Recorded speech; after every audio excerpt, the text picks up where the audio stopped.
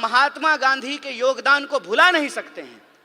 सबसे ज्यादा जो एंटी कॉलोनियल मूवमेंट पूरी दुनिया में हुआ, महिलाओं को आंदोलन से जोड़ने का काम अगर किसी व्यक्ति ने किया तो उस व्यक्ति का नाम महात्मा गांधी है। और आप देखिए कि देश को आजाद कराने के लिए, अंग्रेजों को इस देश से भगाने के लिए महात्मा गांधी जी को कस्तूरबा गांधी को छोड़ने की जरूरत नहीं पड़ी।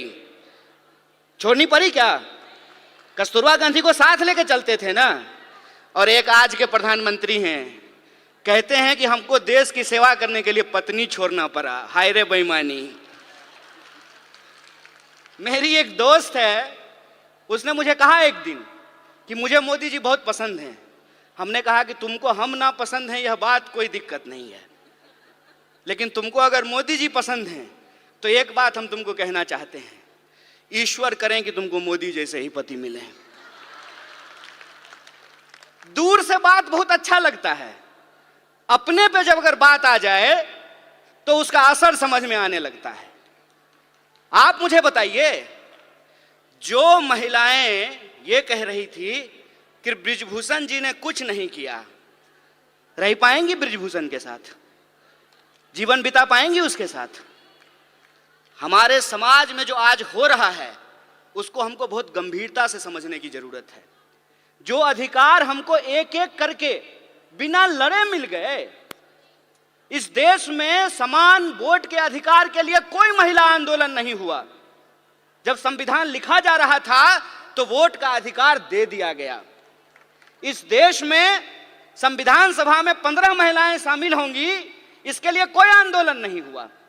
महात्मा गांधी ने अपने इनिशिएटिव से, उस वक्त जो है हमारा अखिल भारतीय महिला संघ नहीं था, महिला कांग्रेस नहीं था उस वक्त, लेकिन गांधी जी ने महिलाओं को घर से निकाल करके अपने आंदोलन में शामिल कराया। और आप जानते हैं, शराबबंदी के खिलाफ जो पिकेटिंग का आंदोलन होता था वो पूर्ण रूप से महिलाओं का आंदोलन था। महिलाएं जाती थीं और शराब की दुकानों को बंद कराती थी।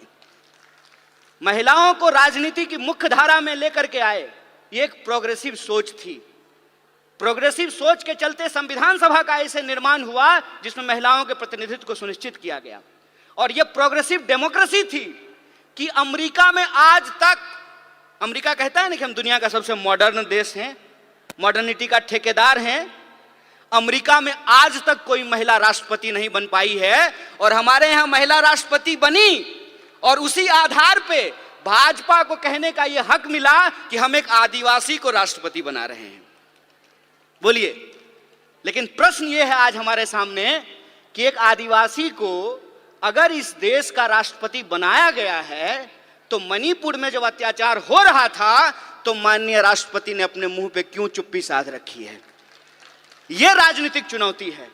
इस राजनीतिक चुनौती को हमको समझना पड़ेगा और हम यह बात समझें कि विंग बनाने का यह मतलब नहीं होता है कि हम गुलदस्ता हैं, कि नेताजी आने वाले हैं तो 4 महिला को बुला करके वंदे मातरम गवा देते हैं। हम गुलदस्ता नहीं हैं कि भीड़ में जो है आप आगे में 4 लोगों को बिठा करके हमको सजा दीजिएगा। हम तेज पत्ता हैं कि बिरयानी में ऊपर से डाल दीजिएगा और जब खाने लगेगा तो निकाल दीजिएगा। यह प्रतिनिधित्व का सवाल है। प्रतिनिधित्व के सवाल को हमको सीरियसली लेना पड़ेगा और अगर हम सीरियसली लेते हैं तो प्रश्न आता है पॉलिटिकल कल्चर का।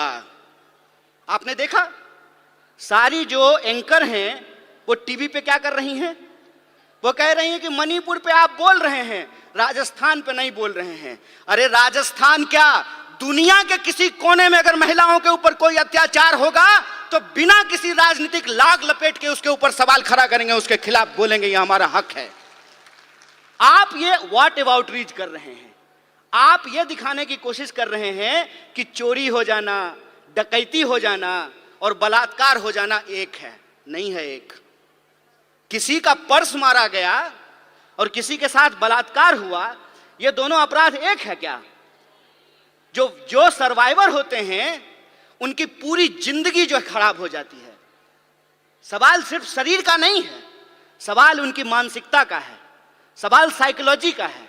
इस बात को हमको समझना पड़ेगा और ये दोनों अपराध को मिलाने को, दोनों अपराध को एक बनाने की कोशिश कर रहे हैं।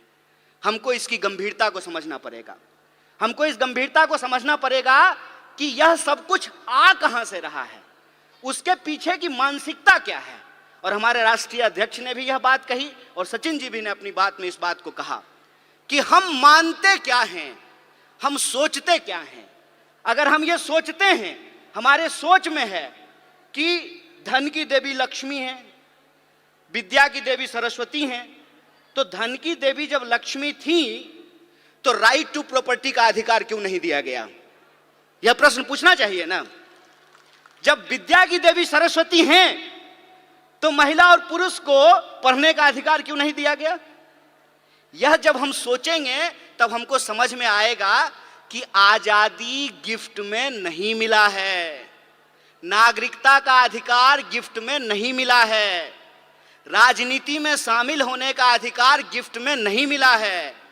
जो लोग उस वक्त आंदोलन को चला रहे थे, ये उनकी सोच थी कि अगर हमारी महिलाओं के पास पहनने के लिए साड़ी नहीं है। जब कस्तूरबा के साथ गांधी गए चंपारण, तो कस्तूरबा से गांधी ने पूछा कि ये बताओ कि हमारे प्रोग्राम में महिलाएं क्यों नहीं आती हैं? तो कस्तूरबा ने बताया कि इतनी ज्यादा गरीबी है कि बाहर जाने के लिए एक ही साड़ी है, सारी महिलाएं एक बार बाहर नहीं निकल सकती हैं, तो सारी महिलाओं को छोड़ करके कोई एक बाहर नहीं आना चाहता है। और एक कहानी बोल करके मैं अपनी बात को समाप्त करूंगा, उससे आप वस्तु स्थिति को अपने आप समझ जाएंगे।